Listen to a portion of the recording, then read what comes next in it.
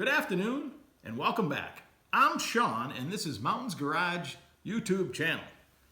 To my loyal subscribers, thank you for tuning in. And if you're not, please do hit the button.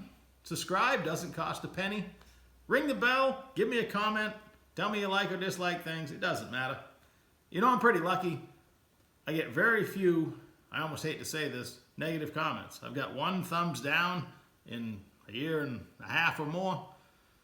And that might have been an accident, I don't know. But hey, I try my best to give you good stuff. Now today's video, I gotta warn you, is a lot of random stuff.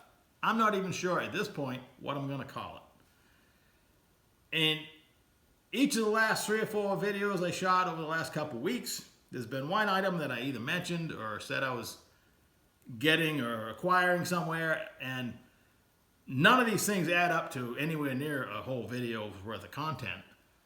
But I feel bad for not including them, so today I'm just going to wrap up a whole bunch of stuff and probably create more problems. I don't know. But anyway, here we go.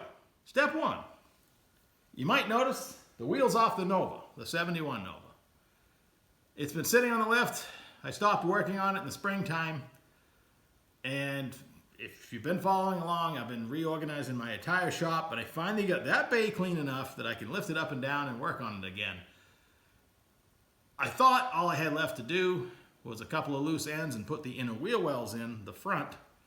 But the front brake hoses that I installed has this rubber protector on the caliper end, and I cannot get this joint to seal. I've ground the caliper out a little bit larger because it was pretty tight. I've changed the copper washers. So before I condemn the calipers, which are remans that I bought, I'm going to try replacing the hoses. I had another set anyway, so I started that project this morning. And you know me, I have to make sure I'm not going to make a mess. I hate brake fluid, but brake fluid's been leaking anyway, so this couldn't get much worse. I started with the driver's side, which is the hard side, and I knocked that out in like 10 minutes. So I did a little more cleaning to resurrect a wheel around cart to put all my tools on. It's been sitting over there for 2 years with stuff on it. I have no particular schedule. I say it's kind of warm out outside today, a little bit more humid than it has been, so I'm kind of taking it easy. In here in the cave, it's really nice. So I'll change out both brake hoses, put the inner fenders in. I'm going to put the car down on the ground, mix up some Sta-Bil and another 5 gallons of gas. When I had it running in the spring, I put 5 gallons of 93 octane in it. And I have 5 more gallons. At the time when I went to get the 5 gallons, there was a gas shortage across the country, so people probably thought I was one of those people hoarding gas. I just wanted another 5 gallons to put in my Nova.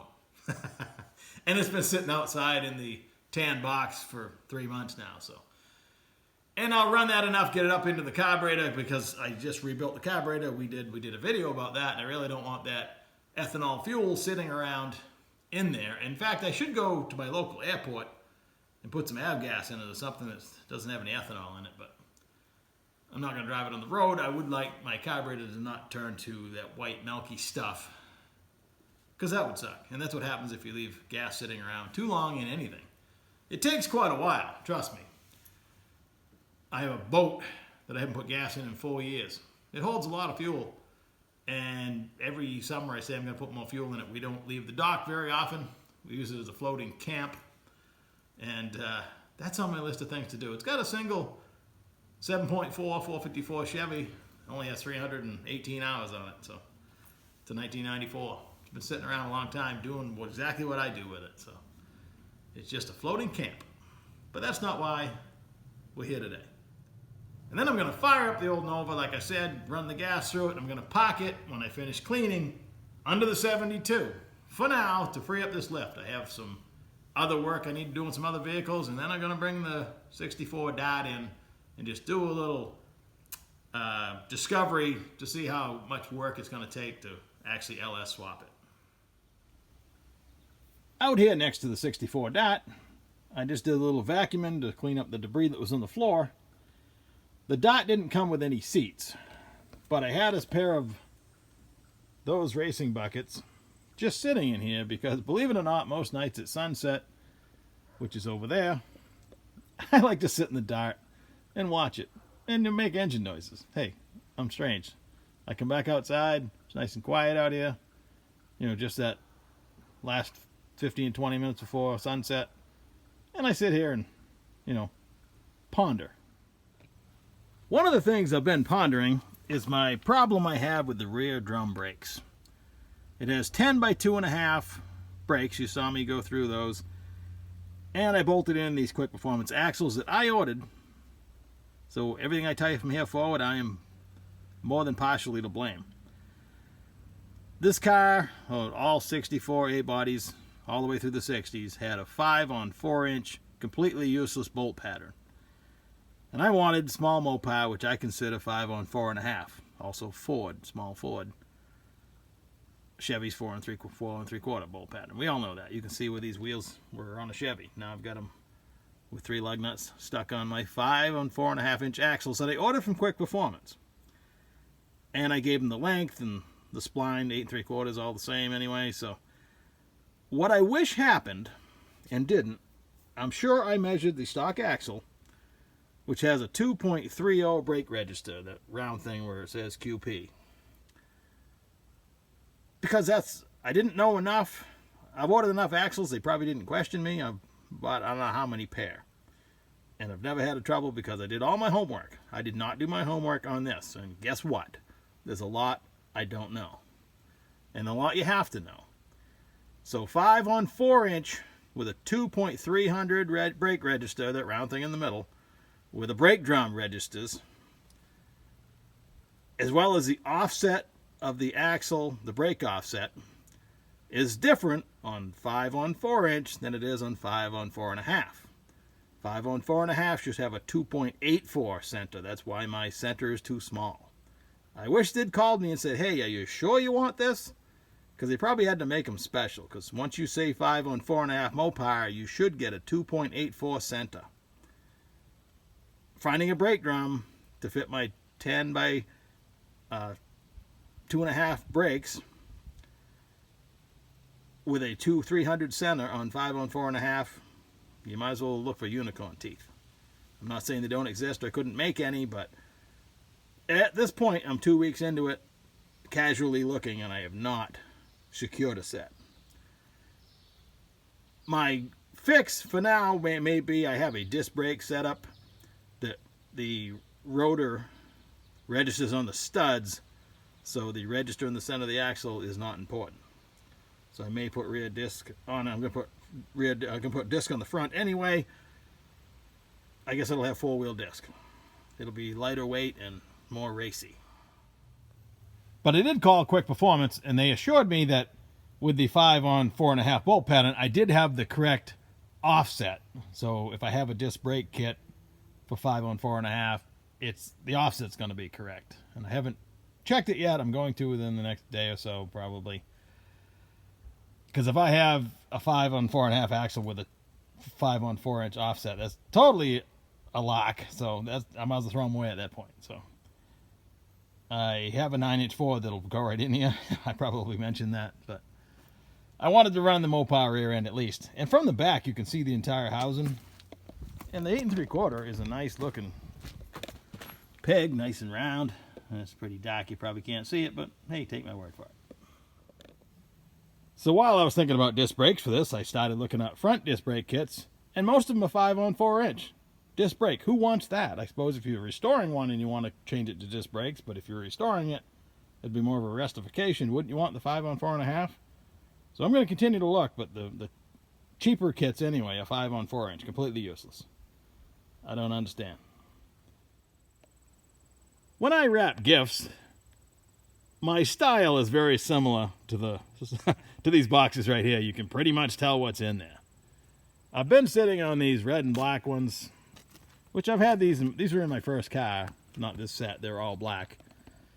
The red in these kind of on the yellow car makes me think of a fried egg sandwich with ketchup, but you know, for the past couple weeks I've been sitting in them, but they fall down because there's no brackets or anything. But hey, it got me through until I decided again, right around midnight one night when I woke up from my nap, I decided to buy a couple seats. I've always been in love with the 68 Hurst Hemi Dots. Who doesn't love those, right? And they had the van seats, black, low back, and I wanted something similar to that without breaking the bank. So I bought a couple of these seats. Let's bust them out and see what they look like. They were in a bubble wrap bag. I just took them out. So far, I like the style, nice and simple. The back's closed in. They're Smittybilt is the brand. They got 2 sets of holes on each corner, so making brackets will be a piece of cake. Let's stick them in the car, see what they look like. All right, I'm digging the look. Very similar to what I was hoping for. These are going to come up a few inches when I come up with some kind of bracket. I have piles of brackets. They're technically Jeep seats. I could probably buy Jeep brackets, but I'll end up modifying those. I might as well modify what I have or just make something. The passenger side seat is probably not even going to go forward and backwards. The driver's side seat, I'll make it adjustable, probably. But yeah, this is going to be all right. I can't wait till sunset.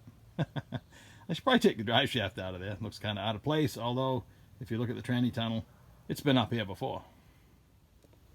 I've always liked the looks of a low back seat in an old car.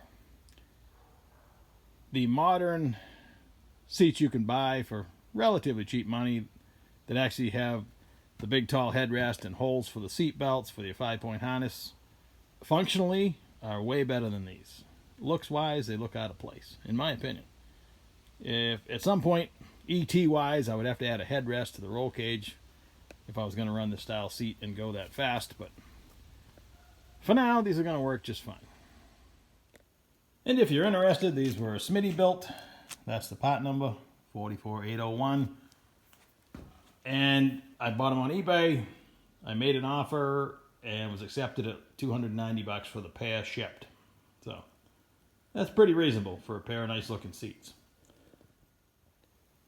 Last week when I was assembling the 4L80E, I showed you the broken nail that I fixed with the welder because these are on order.